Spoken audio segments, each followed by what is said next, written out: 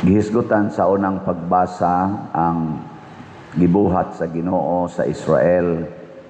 Sila mao'y kinagamyang nasod, way bili sa mata sa kalibutan, apan gipili sila sa Ginoo aron himuong dakong nasod.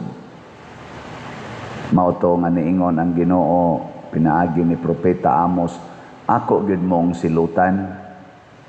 Kay imbis nga arimo mo paminaw nako, arimo mag-agad nako, sige naman o mog simbas laing Dios, mura na magwa mo kahinomdom nga ako may nakapahimo ninyong ingon ani. Makarelate ba mo ani mga igsoon?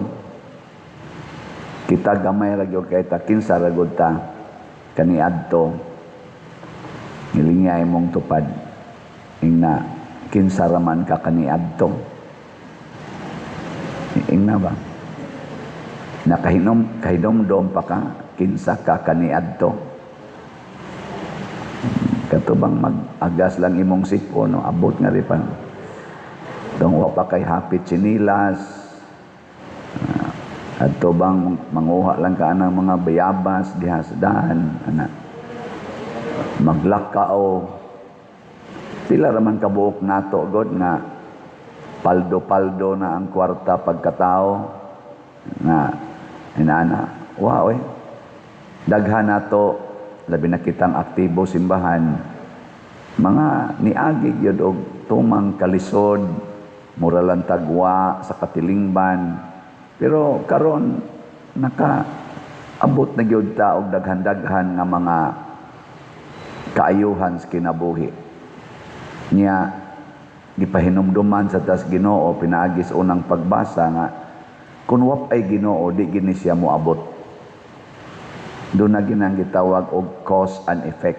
Mao tong iyang gipanghisgutan nga mungo bagod ng natis leon og way gitukob manginana ba tingog bago ng trumpeta og wa nay gianunsyo. So naa ginang cause and effect. Kita usahay ang atong effects mo'y atong fokusan kana bang unsay naa nato di na ta gustong mawa pero nalimot ta nga ang gasupply ana permanenteng naa nabisan pag mawa ng iyang gihatag nato nga kaayuhan pwede ra gid nanyag ilisan lingian na sa imong tupad ingna pwede ra gyud kag mawa. Ingna ba? Ano man day, kamo day mga bana, ug ang inyong asawa mamatay na, mamatay sa diay mo. Ang Ginoo makasupply raglaing asawa. Kamo day mga asawa, ug mamatay inyong bana, mawa na diay mo. Wah, na daghan diya. Pwede pag-iapil ang pare. Ngano man diay, kamo mga ginikanan, ug mawa mo, mamatay gid na inyong mga anak. Wow, mabuhi ra gid na. Mao na nga ayaw kabalaka, ayaw kahadlok. Kanang kabalaka mao na hinungdan nga di na ta kakita Ginoo. Mao na nahitabo sa mga apostoles diri sa atong ebanghelyo. Unsa may nahitabo sa mga apostoles? Porting hadlokan nila sa mga bawod ug sa hangin. Kay nag-ungaw na kuno sila sa kamatayon, pero kuyog nila ang tag-iyas kinabuhi. Mo nang niingon si Jesus, oy, nanong nahadlok mamugmaayo nga kuyog man ta. Nilay na sang lingi sa imong tupad, ingna kuyog nimo ang Ginoo karon. Mo na ayaw kahadlok og mamatay ka karon.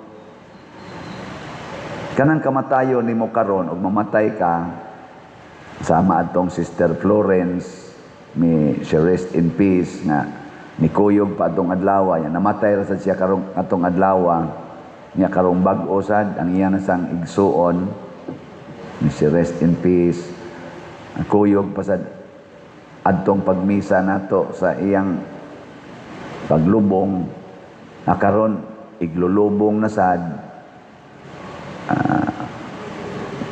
kabalaka kay ang Ginoo kuyog diha.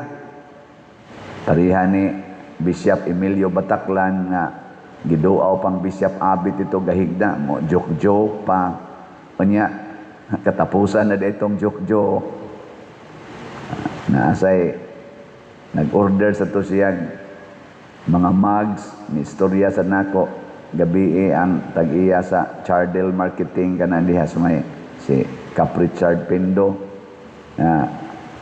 nag-order ko no to og mga mugs 500 ka buok murag na sa iyang okasyon ka anniversary ba to sa iyang pagka ordinasyon ba to nalimot nako umaabot ba nya ilan ang nahuman nya si Father Ligio man siguro to Pilisarta mo nag-order nagisugo nya pag kuha na sa item na pick up po na si Bishop jud kuno ni anak perti kuno nilang ratola kay halala si Bishop man lagi na joke pa kuno didto ana nya naabutan man sila nga moy pagsugod nila rosaryo kay kanang Chardel Marketing buutan sa tingali na sa Cap Richard magrosaryo gina sila kada adlaw sila tanan moundang og trabaho magrosaryo sa nya pag-abot kuno ni Bishop moy pagsugod nila hagip mo gipatiwas man tingad to sila ato ni huwat ra sa Bishop dito unya dito mao na dito hapit na di ay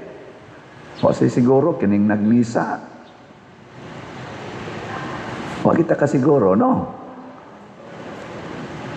Ay, siguro di ay. Kadto sad akong kuan sad idol sad nga pari nga suod sang Bishop Emilio Bataklan kadto sa anhing Monsignor Tusing de la Serna kay ilang tingalin pipila ninyo ato kay naasayan to dinis Danau. Nya pag humas Danau dito sa Guadalupe, among parokya. Umosa to siya, nagmisa pa siya pagkabuntag. Pagka alas 9, alas 6, man din itong misa. Daily mass. Pagka alas 9, buntag, wa na. Gidanas ospital. Wa na natig hapon, wa na. Patay na. Karon ako, pagaw-pagaw, wa na. Peligro na ni. Pero, bisan pas kamatayon, kuyog nato ang Ginoo. Ang gustos Ginoo nga mosalig gid unta taniya. Muna diri sa atong tubag sa Salmo. Unsa may atong tubag sa Salmo karon? Unahi ako diha sa imong katarong Ginoo. Kana ra gid untay atong sentro kada adlaw. Bisag unsay atong giatubanga kahimtang inig tan-aw nimo imong bana porting hubuga maingon ra ka Lord unahi ko unsay akong isulti sa akong bana ana ayaw day kata-kata diha tungod sa imong kahadlok tungod sa imong kabalaka ratol dayon ka ayaw ingnaos ang Ginoo Lord unsay akong buhaton aning animal dako nya moingon din ang Ginoo unsa may imong gibate kapatyon no na kay ko ana istorya usab unahi ko Lord kay ako lang gyud pagbuton may nagyud kayong dapugon siya imo nang dapugon sukmagon sa ka na makuyapan sa ka aga kaya na lang na lisura sa dana Lord antosa lang ako na lang unya imo hupay anang imong pagantos ana ba di ba pero anang imong bana mga bit or imong asawa mga bit ayaw usag aksyon buwag ta, ana dayon. Bungkag na inyong pamilya. Ingna dayon ang Ginoo. Lord, unahi ko. Nilakaw naman tong akong bana padong siyang kabit or ang akong asawa gidaan naman to siyang kabit unsa may akong buhaton. Basig mo ingong Ginoo, kuyog ta na atong apason. Ana, apas mo ngadto. Mao din ni Vice kabit niya Lord. Unsa may buhaton ako Lord? Paliti dito og pizza.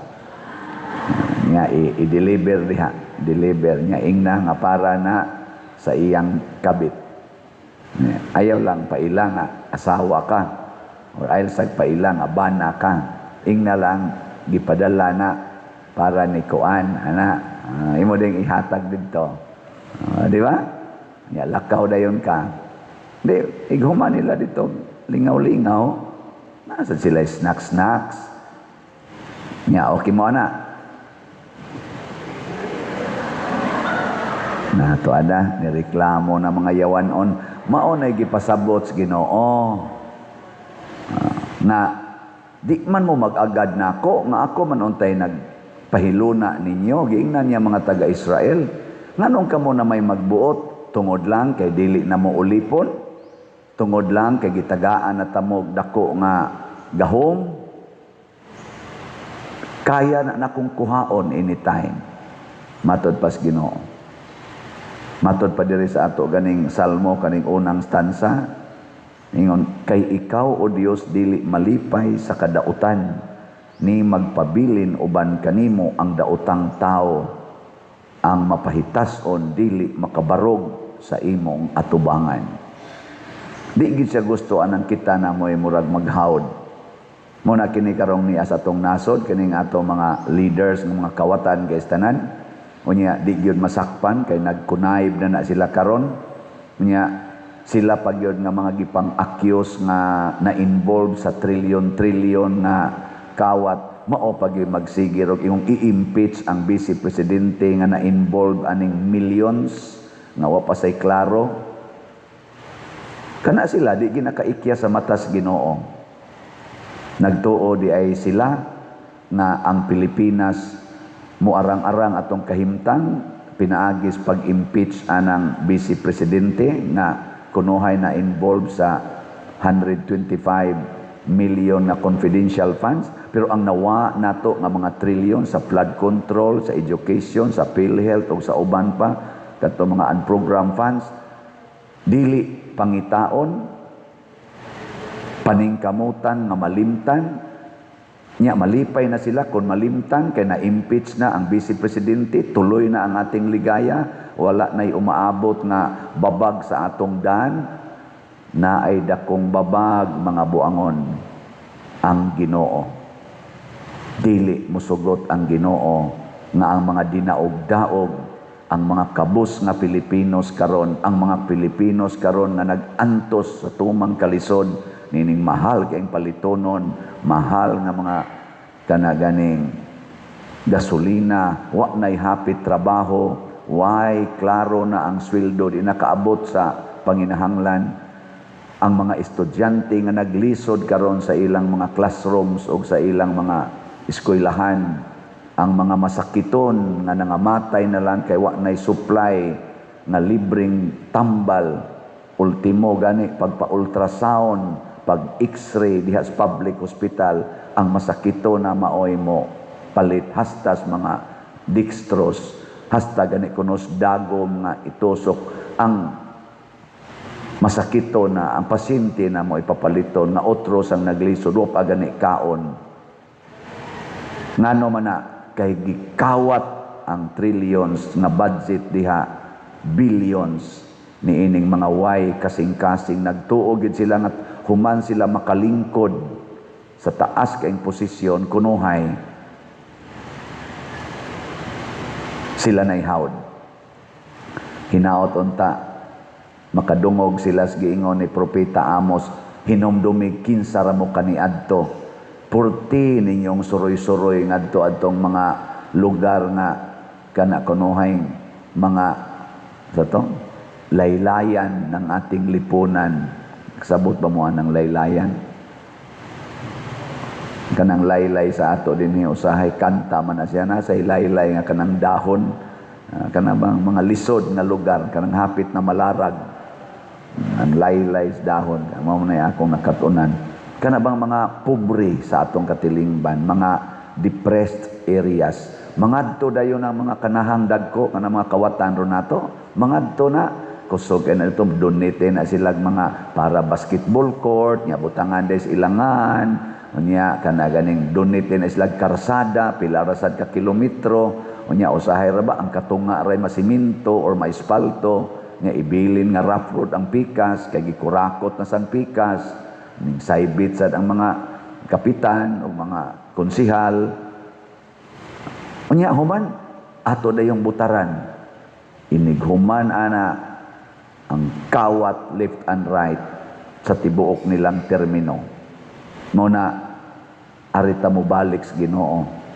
Pader unsa pa may atong mahimo karon nga niya naman ning mga kawatan Nya di ra ba di para bagyon matumba kay grabe kalig-on. Na ay Ginoo, mubalik tas Ginoo, musalig taniya og moingon ta, unahi ako diha sa imong katarong o Ginoo.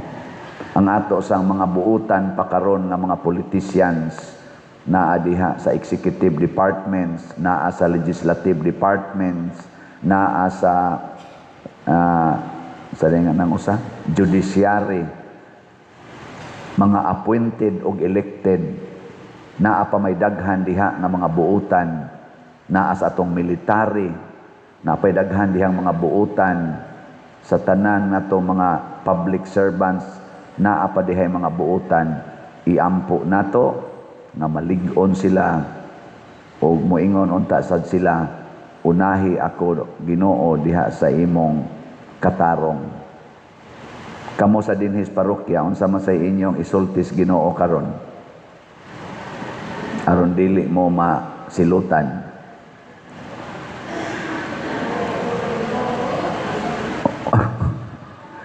Unahi ako Ginoo diha sa pagpalit og raffle ticket. Ana. Kay basin unya sa imong pagpalit sa raffle ticket, ang kadto ra gyud labing gamayng amount nga imong makaya. Kay ang dako nga amount imong i-reserve sa imong kabalaka, kabalaka sa imong sakit, kabalaka sa imong bayronon, kabalaka sa imong mga bills, kabalaka sa imong ipa-eskwela, kabalaka sa imong ipa-renovate sa imong balay.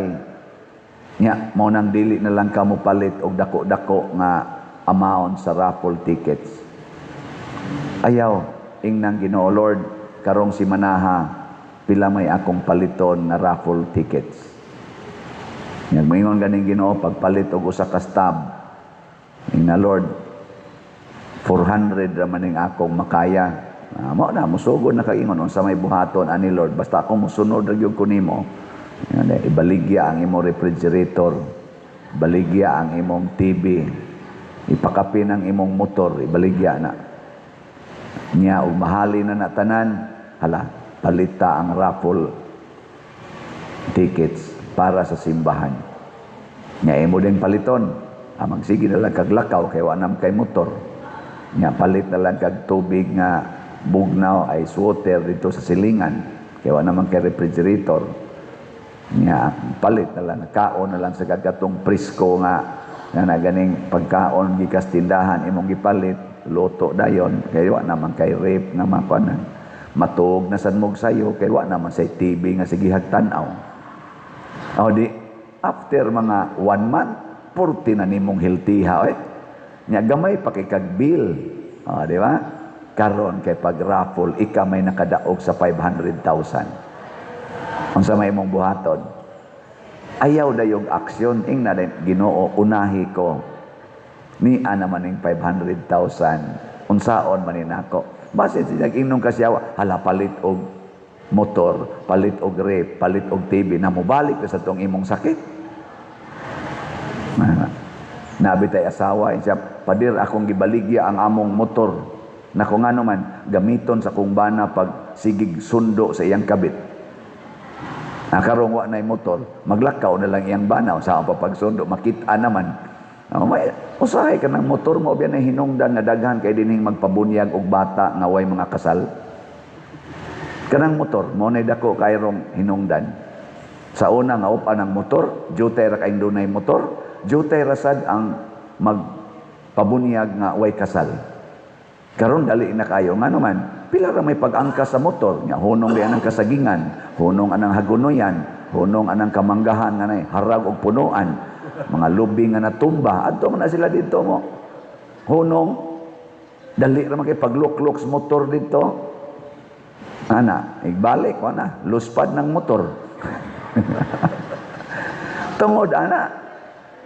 Onya karon mudaan na magmotor ang mga way lisensya, way rehistro. Kanabitan na i-checkpoint din pagkataasas linyas motor kasada ng hunong na ngano man ning daghan man kining motor pista ing sa dili pa dito ay checkpoints unahan ngano wa man nila mudagan wa man ay mga papel kanahangdan ko gabuot-buot na lang mao na hunongon na nato Unahi ako Ginoo diha sa imong katarong, mao gid anay ato. Magamay man o madako ang atong buhaton, unahi ako Ginoo. Mga ampo kita, kining ato rong Bill Tower, ato gining gipamalandongan kami sa PPC o PFC o dinis ato mga pipila kakuan, sige gimig pamalandong ani. Ato ba ning trabahoon? Yes, kay nagkinahanglan ta. Naatay kwarta? Wa. Ngayon sa may buhaton, Lord, himo alang na i-announce lang nga naay raffle tickets unya maghimo mo og Bill Tower. Ang resulta ana mugawas ra ng kwarta. Ngayon sa man karon, kumusta man atong kwarta? Wa gyapon. Di gyapon paigo, pero hinay-hinay lang. Bill Tower. Unya ang atong Adoration Chapel, kinahanglanon man na kayo. Ato gyapong himuon. Naabay kwarta, naay gamay. Mahuman ba na? Atong paningkamutan. Ang atong CR, mo na ato rong ikatulong project. Nya ang ato padihang Walk of Apostles sa Atubangan. Nindot na niya ni tanawon ang Atubangan na ni, dili na tatabunan na ng hazardous kay nga structure nga wa magamit. Nya ang ato mga lingkuranan, ato sa doon ni siyang mabag-o. Kining tanan pulos ni gustos Ginoong mahitabo sa tong parokya. Nituo sad ko ana, kamo nituo mo. Nya unsa may gustos Ginoo? Hinay na kay mog tingog, manindog na ta. Mura na mog nangaluya.